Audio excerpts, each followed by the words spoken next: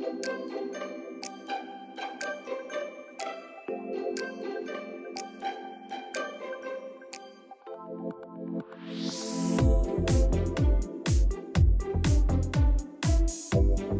mga ka-Engi, Kuya Mike. Alright.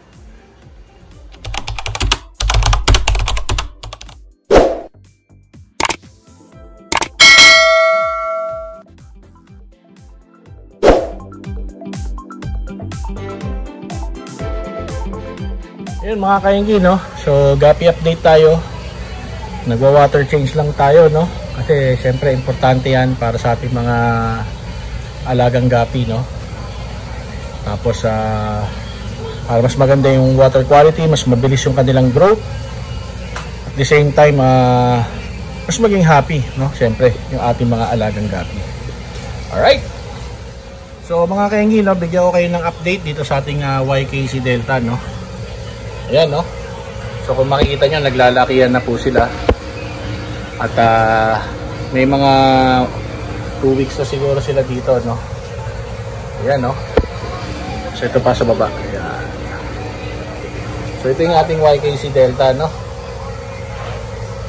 Alright. Ito, meron tayong bago, no? 24K full gold, no? Ito po sila, no? Yun. No? So dapat pala to black ground, no? Para mas lumabas yung kanilang potential color, no? Pero okay lang yan, no? Kung nasa jeans naman na nila yan, pagka naparami natin yan at may kumindot sa inyo, ganoon rin ang kalalabasan yan, no? Yan. Yan yung ating 24K full gold, no? Na binibreed ngayon. Yan. At ito naman yung ating full gold, no? Na ribbon. Yun, no? Medyo mataba na yung babae. So yun sa likod eh. Yan, no? Ito yung kanyang manghihindot, manunundot. Yan. So ito po yung ating full gold ribbon, no? Yan. So bigyan ko na rin kayo ng update dito, no? Ito yung ating isang full gold na galing Vietnam line yan, ano? Ayan, no? So kung anytime magdadrop na rin yan yung kanyang email, no? Ayun, no? Meron na nga mga pray ako parang nakikita, no? Ito sa loob, no? Mamaya pakita ko sa inyo yung mga anak niyan, no? Tapos ito naman yung ating tuxedo boy, no? So 3:1 yan, no? So 3 female, 1 male, no? Para maganda ang paghindot, no? Pagsundot ng ating mga tuxedo koi. Ayan, no?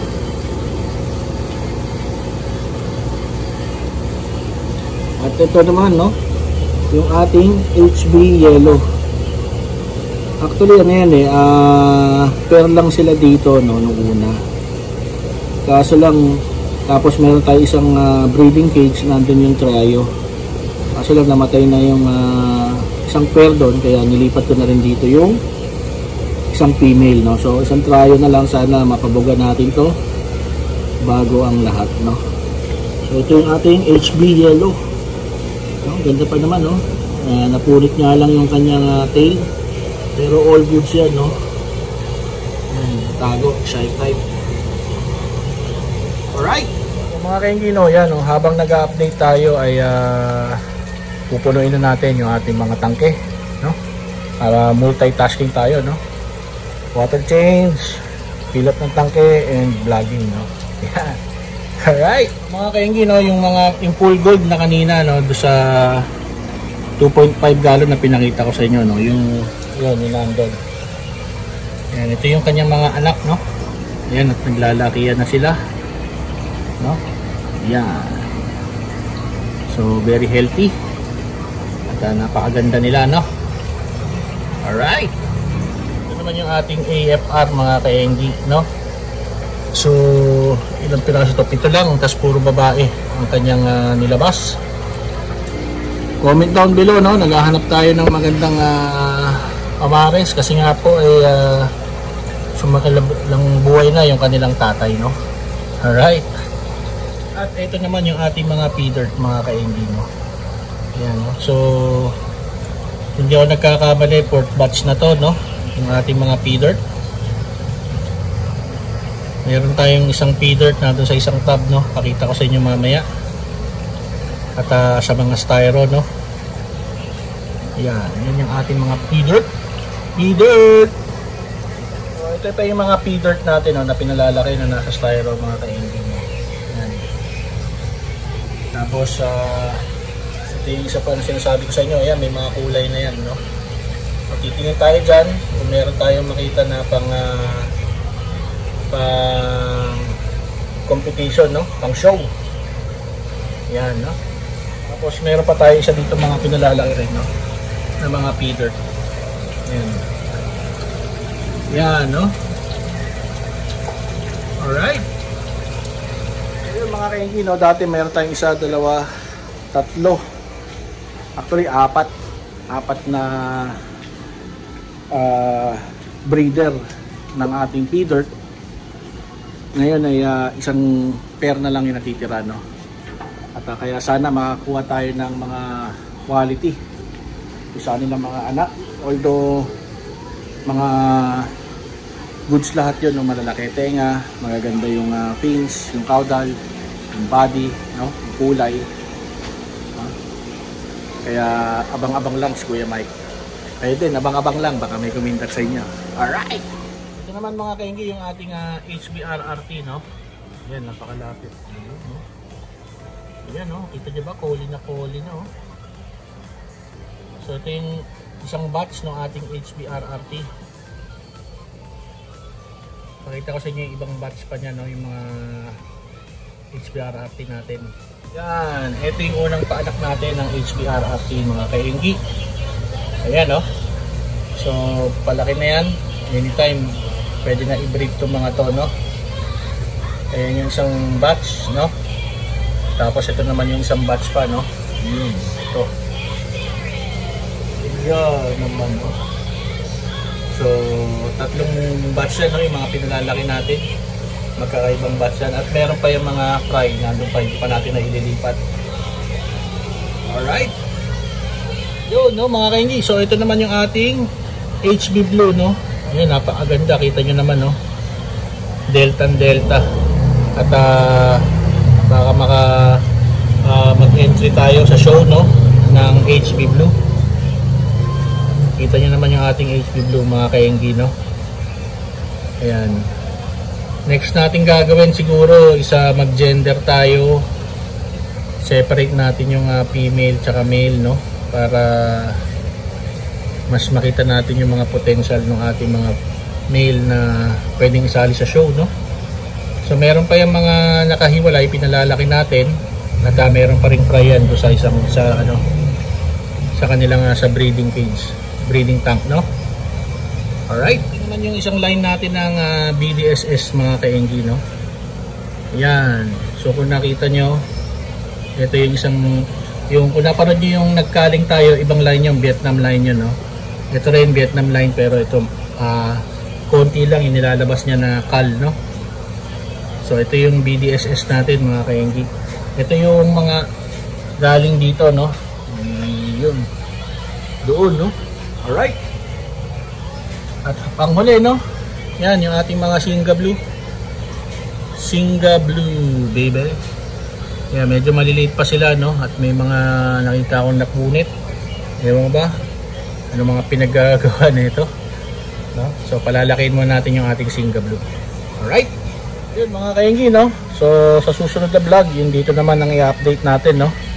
Pero basically, halos alam nyo na lahat naman yung mga nandyan.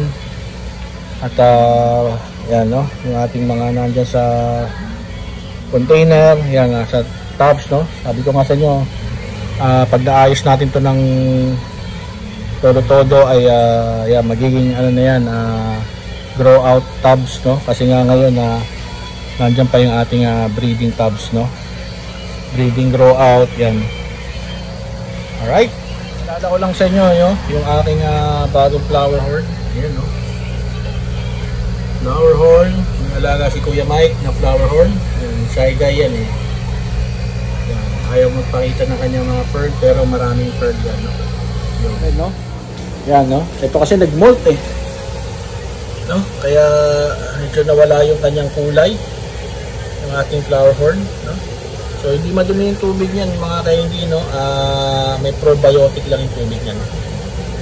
Alright? Yun yung aking mga arowana. Sabay na natin dito sa ating Guppy update, no? Oh, ayan na si Sam, oh. Sa ating mga followers dyan, no? Ayan na si Sam.